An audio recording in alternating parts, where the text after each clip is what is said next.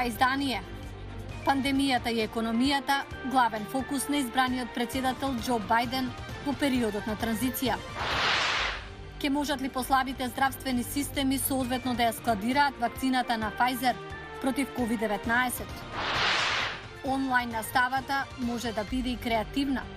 Ве носиме кај едно семејство да видите што тоа направи. Останете со нас. Поздрав до сите што не гледаат. Јас сум Милена Ѓоргиевска. Ова е Ньюсфлеш на гласот на Америка на македонски од Вашингтон.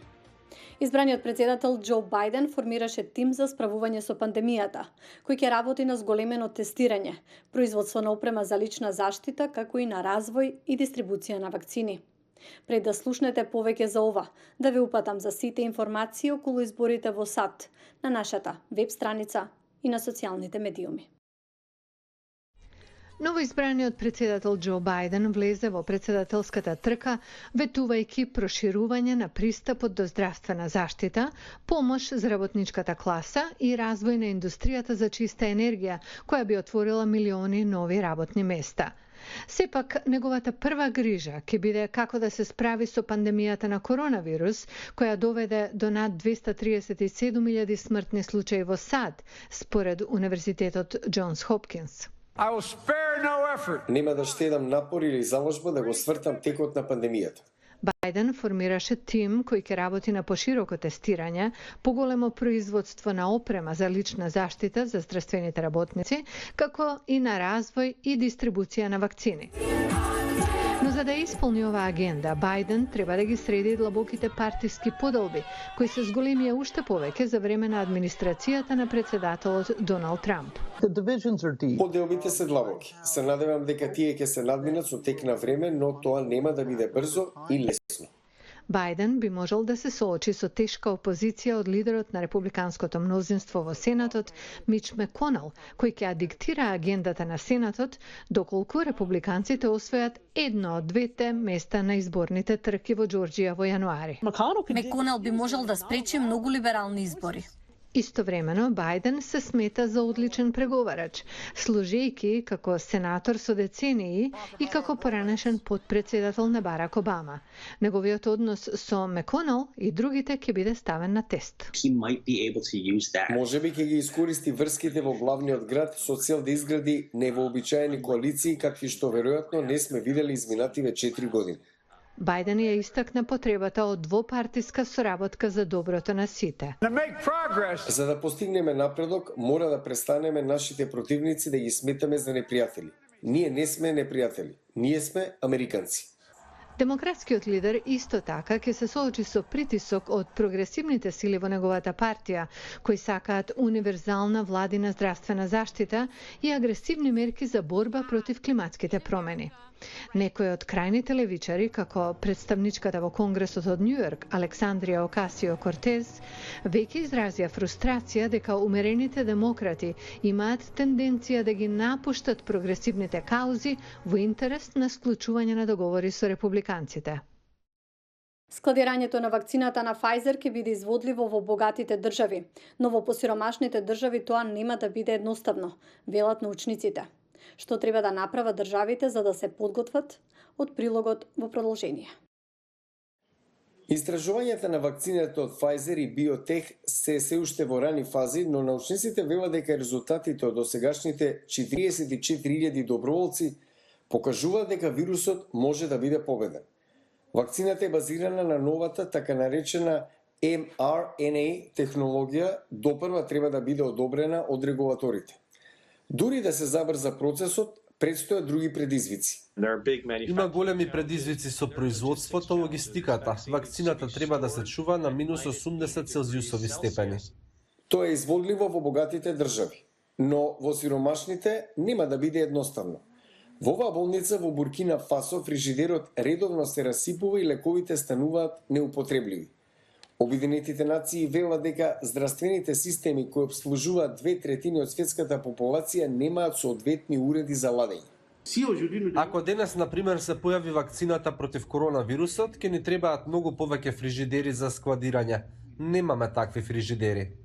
Друг проблем е струјата. Во жешките климатски подрачја апаратите за ладење се поважни и тие работат повеќе. Нема доволно електрична енергија, се работи за економии во развој.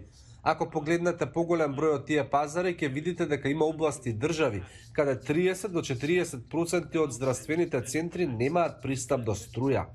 Фондот за деца при Обединетите нации потроши $85 милиони во 2019 на опрема за ладење, од која повеќето се фрижидери на соларна енергија во Африка и Азија. Треба да се земе предвид и складирањето на шприцови и развивање на синџир за разладни уреди за складирање и транспорт пред да биде одобрено вакцината. Но во многу земји научниците велат дека здравствената инфраструктура не постои за да може да изведе програма за брзо вакцинирање. Дополнителен предизвик е да се донесат луѓето во клиника или да бидат посетени во заедницата за да се убедат дека вакцината е безбедна. Вакцината од Pfizer и Biotech бара по 2 дози по лице. Следен предизвик е опасноста од вакцински национализам, загриженост дека богатите држави ќе ги купат сите вакцини за своето население. Над 150 држави потпишаа договор со глобален објект наречен COVAX во напор да се обезбеди подетална дистрибуција. Целта е да се произведат 2 милиарди дози од разни вакцини против COVID-19 и да бидат дистрибуирани до сите држави во светот до крајот на 2021.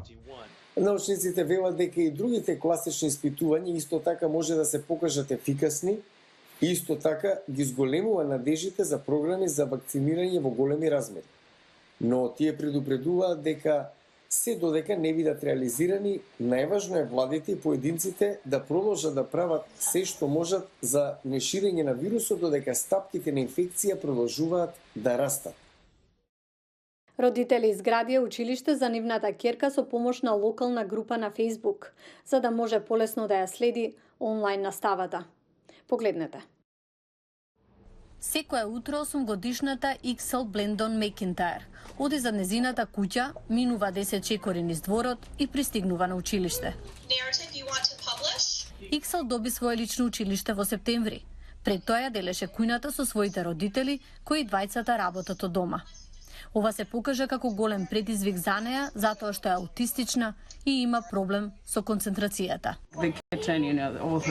Кујната и сите играчки го одвлекуваат вниманието. Тешко е да биде фокусирана и ова прави голема разлика. Најпрвин родителите на Иксел сакале да купат мала куќерка и да ја претворат во училница за незината ќерка. Но најефтината чинела $2.500, што ги немаат.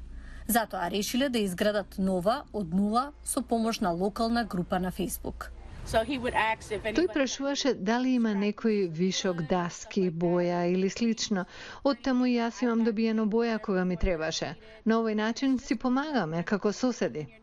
Мек Мекинтајр вели дека се надевал дека ќе добие материјали колку за почеток, но на крајот групата обезбедила речиси се што му требало за да ја изгради. Некој ми ги даде сите потребни даски за основата и за подот. Мислам дека 3 од зидовите ги најдовме во контейнер.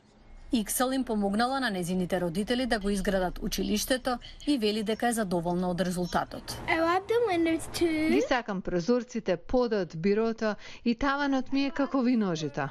Токму поради таванот, името на ова мало училиште е Виножито. Соседите на Мекинтајр смислиле и училишно лого, кое сега го има и на чашите на Иксел. Откако го ставија кровот кој е во боите на виножитото, поречав и чаши на кој пишува училиште Виножито. Иксел го обожава незиното ново училиште, иако вели дека и не достигаат со учениците. Родителите на Иксел не очекувале дека ќе добијат толку помош, а соседите признаваа дека никогаш не се чувствувале пообединети од сега, откако му помогнале на едно мало девојче да биде среќно. Ова е крај на денешната емисија, вие останете да не следите и на социјалните медиуми. Пријатно до утре.